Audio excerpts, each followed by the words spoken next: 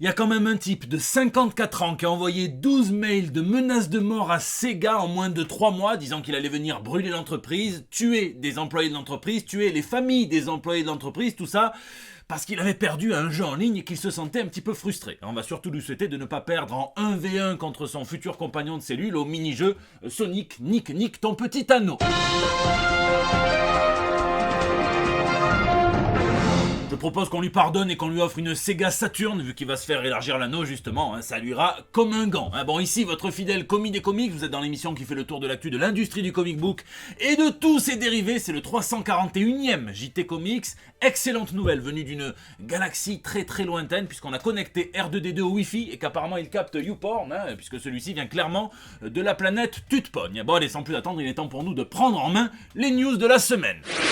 Star System. DC crée à nouveau la surprise puisqu'après le Batman The Imposter écrit par le co-scénariste de The Batman qui a disparu au générique, mais bon on ne sait pas, qui s'appelle Mattson Tomlin, eh bien il signe à nouveau une grande star pour écrire un de leurs prochains comics puisque Paul Dano, l'acteur qui joue l'homme mystère, va justement écrire un comics sur les origines de l'homme mystère, la version qu'il incarne. C'est un petit peu surprenant puisqu'il y a même pas 2 semaines on voyait dans une vidéo d'interview qu'il n'avait pas l'air au courant que par exemple il existait un Batman de la Terre 2, Thomas Wayne, qui avait déjà rencontré son homologue de la Terre 0, Bruce, la rencontre du père et du fils qui n'ont pas eu le même parcours de vie, mais à la limite c'est pas grave, il n'y a pas besoin de connaître tout le canon d'une œuvre pour justement en écrire une bonne. Non, on va pas faire les chiens de garde, Là où ça m'épate beaucoup plus, c'est qu'il n'y a que le nom de Paul Dano qui y figure, et donc ça serait lui qui scénarise et qui en plus dessine son comic book, Donc là devant autant de talent on se lève tous pour Dano, à moins que DC ait oublié de mentionner l'artiste qui va dessiner les planches de ce comic book. Ça paraît impensable, mais bon, c'est ce qui est arrivé, puisque un jour après, il y a l'artiste qui a utilisé son petit compte Twitter, il s'appelle Steven Subic, qui a dit c'est moi qui dessine, et DC a refait une annonce, un tweet, simplement un tweet en disant ok, ça sera dessiné par Steven Subic. Ouais, c'est comme un repas à base de riz et de ciment, ça a eu beaucoup de mal à sortir, et DC aurait pu retourner le truc en disant c'était une première énigme. En fait non, ils sont complètement vautrés, c'est dégueulasse. Paul Dano rejoint le panthéon de tous les artistes, acteurs qui se sont mis à écrire des comics. On peut penser à Thomas Jane, à Patton Oswalt, à Danny DeVito, Jennifer Love Hewitt, Samuel L. Jackson ou encore Keanu Reeves plus récemment, et on verra quand même ce que ça donne ce Riddler Year One.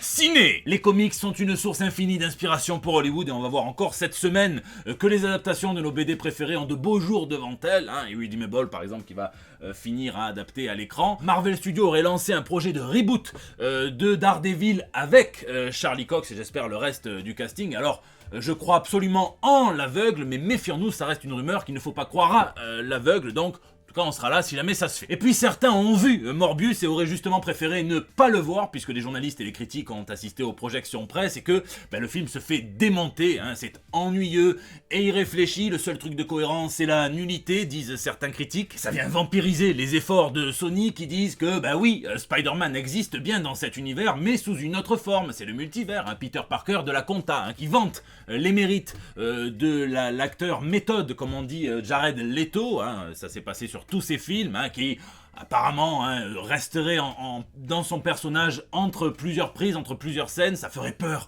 au réalisateur, ça ferait peur à ses camarades de tournage. Alors rassurez-vous, il se faisait pas des lasagnes de serviettes hygiéniques usagées non plus. Et le vrai truc, c'est le réalisateur qui dit qu'il s'est beaucoup inspiré de Pokémon pour ce film, et de la façon dont Nintendo justement se sert des lumières, des couleurs pour donner vie au pouvoir, au mouvement de ces petites créatures, et que ça l'a inspiré pour Morbius. Il a trouvé ça apparemment dans certains comics où ils avaient dû faire des lignes de contour comme cela, et donc il s'en serait inspiré pour rendre l'aspect psychédélique du personnage. Dis-nous plus vite ce que tu prends comme cocktail MDMA cocaïne et au moins on comprendra de suite. L'embrouille. C'est l'arrivée du printemps et voilà que bourgeonnent les embrouilles. On commence soft avec Samuel L. Jackson qui a déclaré, contrairement à la légende populaire, c'est un grand fan de comics, mais il lit beaucoup plus, et exclusivement quasiment, de comics DC que de comics Marvel. Ça vient mettre un petit coup à la légende qui dit que c'est en lisant les Ultimates qu'il s'était découvert dans les comics et que c'est comme ça qu'il avait renégocié, qu'il avait tout simplement négocié un contrat d'entrée dans le MCU en leur disant je vous fais pas de procès mais par contre s'il y a besoin d'un Nick Fury, bah je suis là, vous avez déjà utilisé mon image sans me demander. Ah non, en fait, il était tout simplement dans un comic shop, et il a vu la couverture, et il s'est demandé un petit peu comme un chasseur au salon du véganisme, qu'est-ce qu'il peut bien foutre ici. Bon, il a quand même bon goût, puisque dans ses héros préférés, il cite le surfeur d'argent, montrant qu'il a quand même planché sur les bons comics. Hein. Une polémique, on monte un petit peu en grade encore, hein. C'est celle qui est tirée d'un excellent comics, hein. J'ai pas tout lu, mais c'est le Red Room d'Ed Piscor, à qui on doit les grands designs, à qui on doit le Hip Hop Family Tree, à qui on doit pas mal de dingueries, qui sur son Patreon, en indépendant, a monté le Red Room, qui mélange du snuff comics, qui mélange du meurtre, du dark web, et qui cartonne. Ça a été repris par l'éditeur Fantagraphics, donc il y a plein de variantes cover. Il en a fait faire à Jim Rugg, qui a rendu hommage à plein de comics, et là, c'est peut-être l'hommage de trop, puisque il a parodié ou rendu hommage à Mouse, le comics qui traite de l'Holocauste, et peut-être que les meurtres et l'Holocauste, il y a déjà assez d'horreur comme ça, sans avoir besoin d'en rajouter. C'est assez complexe, puisque ça intervient après que Mouse ait été censuré dans certaines bibliothèques scolaires aux États-Unis, et là, c'est une couverture hommage parodique qui est à son tour censurée, même s'il faut avouer qu'elle est certes assez peu inspirée, et peut-être de mauvais goût. Et enfin, le scénariste, le dessinateur, le grand businessman, patron de l'Empire, McFarlane Toys, des jouets, a déclaré dans un podcast complètement en roue libre qu'il ne pouvait pas se permettre de faire toute une série de figurines qui présentent des femmes et de les vendre au rayon garçon d'un magasin de jouets. Mais c'est pas tout, hein, il vient creuser son argument avec une anecdote aussi longue que les oreilles de Batman par Kelly Jones, où il explique qu'un petit garçon qui serait tout content de recevoir un jouet, qui ouvrirait le paquet, qui verrait une femme, prendrait peur, hein, et qui irait demander à ses parents pourquoi est-ce qu'ils lui ont pas offert un dinosaure, un alien, un militaire, tout sauf ce qui est doté d'un vagin, et que ça pourrait être l'élément déclencheur qui ferait de ce petit garçon un serial killer. Hein. Bon, j'ai perdu 2 minutes 12 de ma vie, hein, ce que mon tonton aurait pu résumer au dîner du dimanche, hein, les figurines de Wonder Woman, c'est pour les gonzesses ou les PD. Au moins tu sais à qui tu as affaire, hein. C'est moche de vieillir Todd, hein, mais pas aussi moche que certaines figurines que tu as produites récemment, hein, on les regarde, et je remercie My Plastic Sheets, je remercie Bad Boys, Bad Toys, je remercie LBO, je remercie Spider-Man sur Twitter, qui m'ont fourni ces petites pépites qui ont été fabriquées par un serial killer, mais après qu'il se soit occupé de ses victimes. Allumage. Et chez les Big Two, chez Marvel, chez DC, on vient nous émoustiller comme ça avec...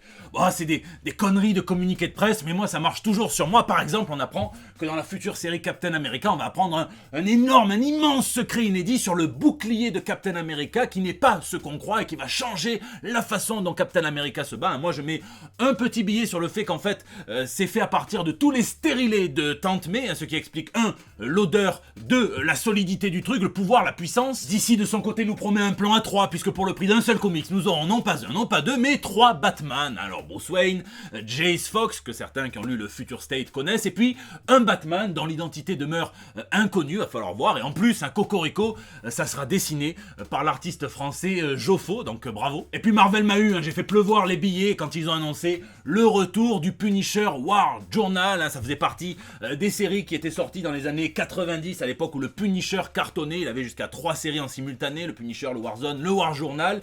Il y a eu ensuite un retour de cette série, un volume 2, pendant la guerre civile, la Civil War, juste après, qui était pas mal du tout, Matt Fraction, et puis là, il y aura un retour avec, des one-shots, certes, hein, mais ça prouve que le Punisher n'a pas cessé d'écrire dans son petit journal intime, sauf que lui, il met pas le nom de ses copines, hein, il y met le nom de ses victimes, sauf que c'est lui qui les tue, c'est une Death Note un petit peu à l'envers. En tout cas, notez bien que s'il a abandonné son ancien crâne, hein, il n'a pas abandonné l'envie de tuer qui remplit le sien. Bon, et sinon, lui, je dis pas qu'il se balance dans New York en écoutant du clo-clo, mais il avait déjà le pouvoir de mettre des bons gros coups de jus. Eh bien, Miles Morales va monter en grade dans un nouveau What If, et si qui réimagine le jeune adolescent en dieu du tonnerre, Thor, tout simplement. Alors il va pouvoir soulever Mjolnir, mais on a compris ça que c'était aussi facile que de trouver des champignons au bois de Boulogne. En tout cas, ça vaut le coup d'œil. Et puis DC revient à une stratégie qu'ils avaient un petit peu abandonnée il y a quelques mois quand ils s'étaient débarrassés de toutes leurs grosses superstars signées en exclusivité, à savoir qu'ils ne peuvent pas travailler tout simplement pour Marvel Comics. Après, généralement, on les laisse faire des petits comics indépendants. Faut bien quand même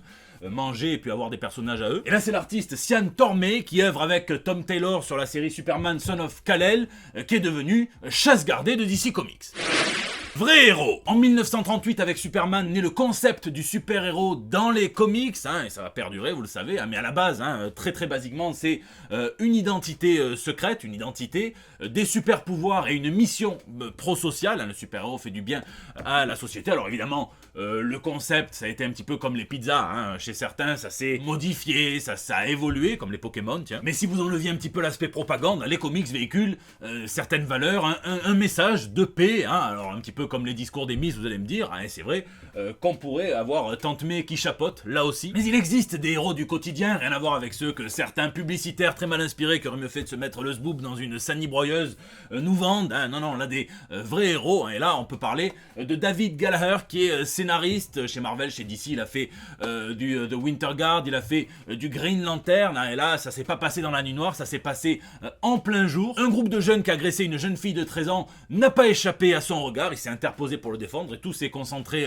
sur lui, vraiment il a fait le tank, et donc ils lui ont jeté apparemment des poubelles, on dirait là qu'ils lui jettent une valise dessus, ils l'ont caillassé. Après tout, le scénariste venait leur niquer leur activité du mercredi après-midi, donc c'est compréhensible, et bon, on les a repérés parce qu'il y avait les bandes de vidéosurveillance, mais pourquoi est-ce qu'on l'a su? C'est parce que il a pu payer les soins, les urgences et tout ça, mais il ne peut pas payer tous les frais médicaux engendrés par son sauvetage, donc il a lancé une cagnotte, un financement participatif, ça pousserait presque un Joker de Zack Snyder à se dire qu'on vit dans une société américaine qui fait réfléchir, et à peut-être lorgner du côté de notre système de santé, qui ne rend pas les gens forcément plus courageux, mais bon, ça a le mérite de t'éviter de revendre ta maison quand tu essayes de sauver une gamine.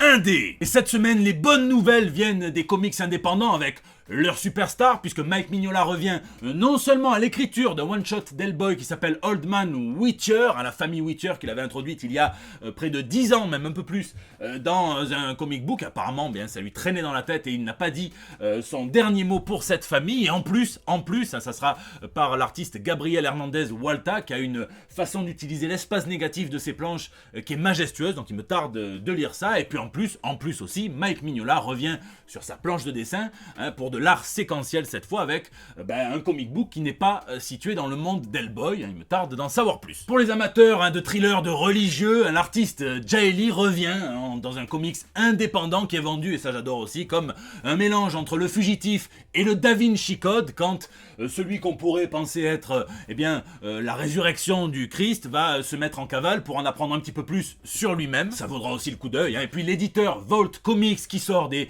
putains de pépites, je pense pour n'en citer qu'une, à These Savage Shores, je pense aussi à No One's Rose, que j'ai eu le plaisir de traduire pour Comics Initiative, a annoncé sa prochaine phase, son expansion. Déjà ils ont reçu de l'argent de certains investisseurs, et c'est marrant puisque par le truchement des montages financiers, il y a le gestionnaire financier du groupe Metallica qui a investi dans la maison d'édition. Donc Metallica est relié à cette maison d'édition de comics, et ils ont annoncé leur prochaine pépite, Zach Kaplan, John Pearson, ça s'appellera Mindset. Ça a l'air vraiment pas mal. Le pitch de base, c'est que un jeune étudiant a découvert un moyen de contrôler les esprits, qui va le coder dans une application et qui va s'en servir pour délivrer des millions, des milliards de personnes de leur addiction technologique. Sauf que quand on fait ça, est-ce qu'on libère des gens ou est-ce qu'on les manipule? Ça va déclencher plein de réflexions comme ça. Ça, c'est clair que moi, contrôle de l'esprit, la carte bleue. Lisez. Alors cette semaine, si je ne devais retenir qu'une seule de mes lectures, je dirais que c'est le chapitre 8 en VO de la série Swords, par Guy Villanova et par Al Ewing, qui est très très bon en écriture. Et alors ça vient pas forcément faire avancer l'intrigue, mais c'est une pure démonstration de force comme je les aime, d'autant qu'elle concerne une mutante qui est trop sous-cotée à mon goût. Ça concerne Storm, Ororo Munro, Tornade, qui n'a besoin d'aucun roi pour être une reine, voire même une déesse, et puis quand même, une femme noire, mutante. Elle a déjà 3 balles dans le pied, surtout à l'époque où elle avait été créée, et elle s'en est toujours très très bien sortie. La première femme à prendre le contrôle des X-Men, à imposer le respect à Wolverine dans la non-violence, à ne pas reposer que sur ses pouvoirs, puisqu'elle sait ne pas les utiliser, par exemple quand elle affronte Callisto dans les tunnels avec les Morlocks. Bien, elle parvient déterminée à lui poignarder le cœur sans même faire monter le degré d'humidité de 1 degré dans la pièce. Et puis lorsqu'elle perd littéralement ses pouvoirs, ça n'en fait pas un personnage moins intéressant, elle s'est reconstruite, elle est revenue, donc c'est génial. Donc je vous dis pas ce qui se passe dans ce numéro, mais c'est très intéressant, il sortira en VF très bientôt, donc vous le découvrirez et on aura l'occasion d'en reparler. Je vous laisse me dire ce que vous lisez ou geekez dans les commentaires, puisque c'est la fin de ce JT. Je vous remercie d'être toujours aussi nombreux à le suivre, à mettre vos pouces bleus, à partager sur Facebook, à tweeter, à retweeter, à m'incorporer dans vos stories Instagram. N'hésitez pas à réagir dans les commentaires sur YouTube où je vous lis et j'essaie de répondre au maximum d'entre vous, dans les réseaux sociaux aussi, où c'est là que vous me laissez vos petits messages pour El Bando del Pueblo, c'est votre espace de liberté. Moi je vous fais des gros bisous et je vous donne rendez-vous la semaine prochaine pour des nouvelles toutes fraîches. On a découvert des concept art de Star Wars 9 qui me font beaucoup plus penser à un 50 nuances de Wookiee. Tu veux torturer les gros poilus les plus chauds de ta région? Envoie Wookieeki au 8 12 12 pour les faire rugir de plaisir. Que fait Brigitte Bardot? Merde.